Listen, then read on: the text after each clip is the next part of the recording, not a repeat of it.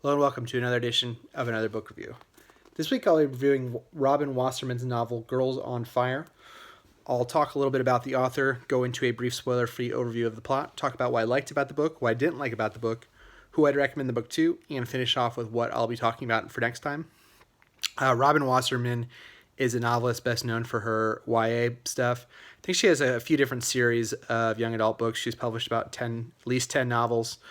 This book, Girls on Fire, is an adult, very clearly an adult, mature book.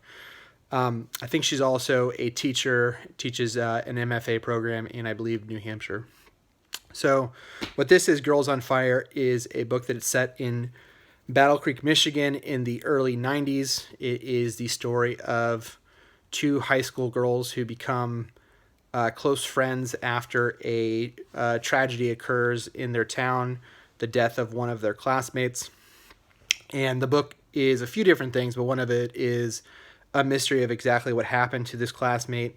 And the book follows about a year in the lives of these two girls from, I think it is October of 1991 to, I believe, October of 1992. And I think that the author really does a good job of capturing what it feels like to be a teenager, and especially if you've been in a friendship where it's where as time goes by, the friendship becomes almost symbiotic, where you're really, really involved in another person's life and your identity kind of becomes enmeshed with them. I think she does a great job of kind of capturing that feeling. She does a really good job of kind of capturing the time period of this story, of this world.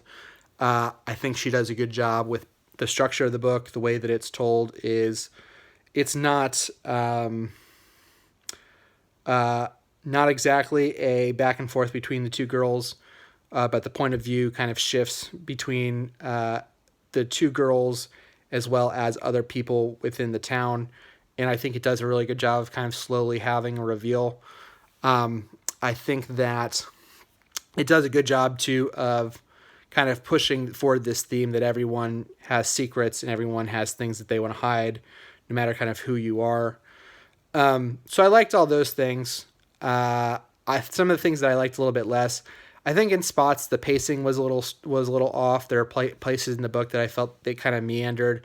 There are also parts of the book where it kind of went down a path that I thought was going to be very, very interesting, and we kind of came back from that path relatively quickly. And some of those things were kind of less explored than I would have liked.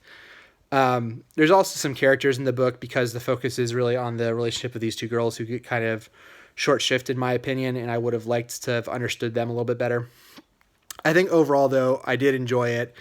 I will say that there's a lot of mature content in the book, so it's a lot of there are deaths, there are scenes that kind of are almost torture. There is kind of a hazing situation that's really uncomfortable. There's the death of animals. There's a lot of heavy drug use, a lot of sexual content. So if you're someone who shies away from any of those things, I think it may be a difficult book. But overall, I did enjoy it. I thought she captured kind of what it feels like to be a high schooler, kind of trying to find your place in the world, but also being in a situation where you want to get away, but you don't know where you want to go and who you are. And so kind of all these things kind of come together. If you're someone who liked Fate and Furies by Lauren Groff, or Gone Girl by Gillian Flynn, I think that you would like this, because those books to me are kind of in a similar vein. I don't know if someone, like I said, if you're kind of put off by the things that I kind of mentioned before, this may not be the book for you. It is very much a mature book. But that is Girls on Fire by Robin Wasserman. Next time, I'm going to be reading a nonfiction novel, Sapiens, A Brief History of Humankind.